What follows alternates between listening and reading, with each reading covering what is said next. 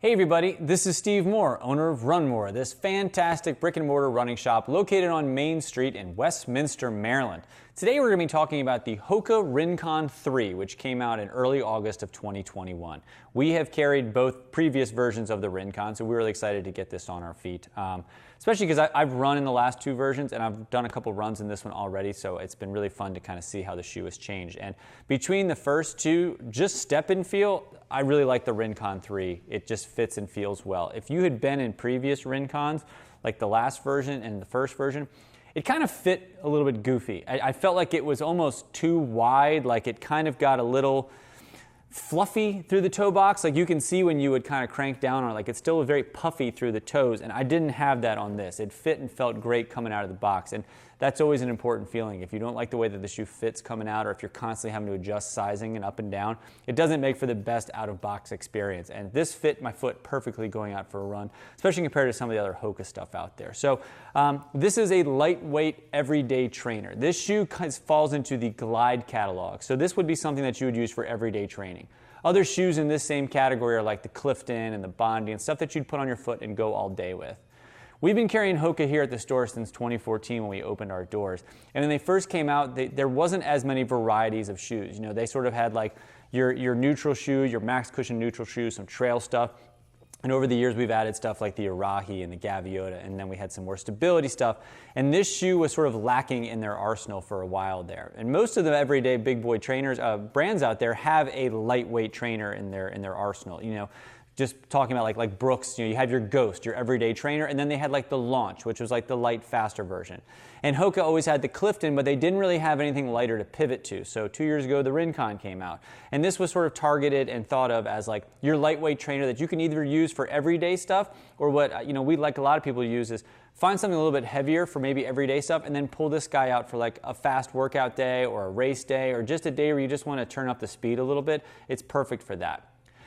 I also kind of have this vibe that they made this shoe really targeted for younger people in general. You know, as you're looking at a lot of the other Hoka stuff, some of them look a little kind of big and bulky, and you know, a lot of parents and such love Hokas. They're great.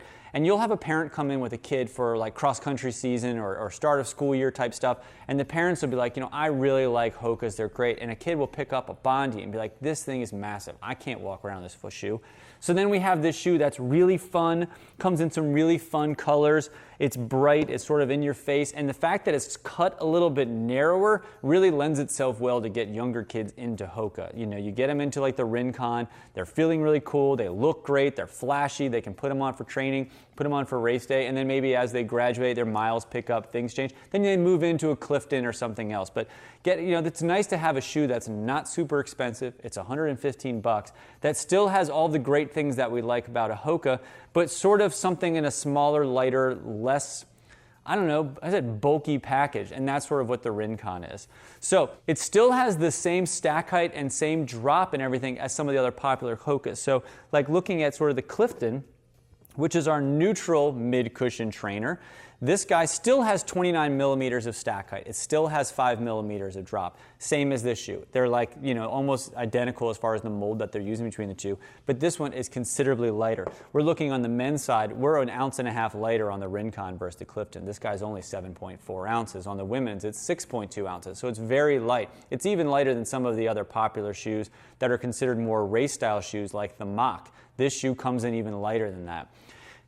I will say, you know, when you're walking around between a Clifton and the Rincon, you have to figure out where is that sort of the weight difference there. Again, because the stack height, everything is the same, but it's considerably lighter.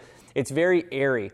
One thing I noticed on previous generations of the Rincon, and I'm going to use a word that I don't typically like to use, it felt a little cheapy. I don't know what it was, like it felt like I don't want to say knockoff, might not be the right word, but it just felt like a lesser quality version of a Clifton. I don't really get that sense at all in the Rincon 3. It feels like it's its own kind of thing.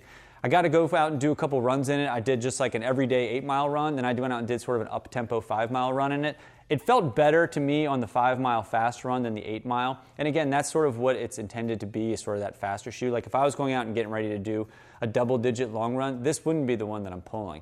But if I was going to do maybe a 10-mile race or something like that, this shoe would be perfect for that. It's super nice and airy and light as you're going through your gait cycle. You can really feel yourself toeing off quickly. This is a shoe that's designed for that springy toe-off action and not like some of the beefier max cushion or max stability shoes where it almost feels like it's pulling you back on your heel. This shoe wants you to toe off quickly. And because it is very airy, it has a nice little bounce to it. You definitely can feel yourself sort of flying along in this shoe.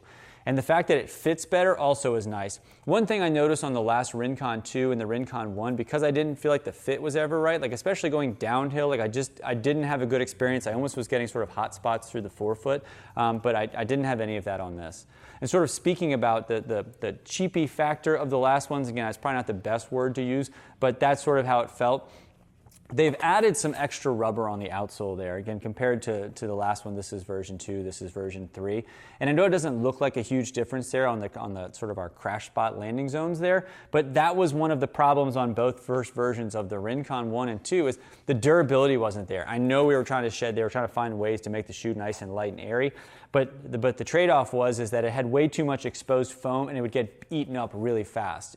We had a kid that works here at the shop who just happened to live on a road that was more gravel, and within 100 miles, he just ate through the midsole in the shoe. It was toast. So having a shoe that has just a little bit more care and a little bit more tonal zones for where they have their rubber on their blown rubber on the outsole here makes a big difference and should get you some extra durability on it.